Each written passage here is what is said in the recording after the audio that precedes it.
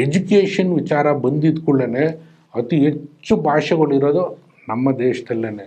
ಒಂದೊಂದು ಭಾಷೆಯಲ್ಲೂ ಮೇಧಾವಿಗಳು, ಆ ಲಿಟ್ರೇಚರು ಇರೋದು ನಮ್ಮ ದೇಶದಲ್ಲಿ. ಕಲಿಯುವಂಥದ್ದು ಸುಮಾರಿದೆ. ಸಂಸ್ಕೃತ ಯಪ್ಪ ಎಷ್ಟು ನಾಲೆಜ್ ಇದೆ ಅಲ್ಲಿ. ಏನೇನೋ ಇಡೀ ವಿಶ್ವದಲ್ಲಿ ಕಂಡುಹಿಡಿದಿದ್ದಾರೋ ಅವರು ಎಲ್ಲರೂ ನಮ್ಮ ವೇದ, ಉಪನಿಷತ್ತು, ರಾಮಾಯಣ, ಮಹಾಭಾರತ, ಭಗವದ್ಗೀತಾ ಇಂದ ಇನ್ಸ್ಪೈರ್ ಆಗಿ ಇನ್ಫಾರ್ಮೇಷನ್ ತೊಗೊಂಡೇ ಆಗಿರುವಂಥದ್ದು. ಸೊ ಇಡೀ ವಿಶ್ವ ಎಜುಕೇಷನ್ಗೆ ಭಾರತಕ್ಕೆ ಬರೋದು ಕರೆಕ್ಟಾ ಅಥವಾ ಭಾರತದವರು ಮಜಾ ಮಾಡೋಕ್ಕೆ ಅಂದ್ಬಿಟ್ಟು ಫಾರಿನ್ ಯೂನಿವರ್ಸಿಟಿಗೆ ಹೋಗ್ಬಿಟ್ಟು ಅಲ್ಲಿ ಜೀತದಲ್ಲಿ ಆಗಿ ಕೆಲಸ ಮಾಡೋಂಥದ್ದು ಬೇಕಾ?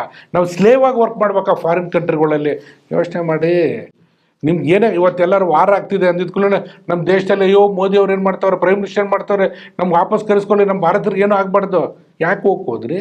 ಅವ್ರು ಇಲ್ಲಿ ಬರೋಂಗೆ ನೀವು ಯಾಕೆ ಕ್ರಿಯೇಟ್ ಮಾಡಬಾರ್ದು ವಾತಾವರಣನ?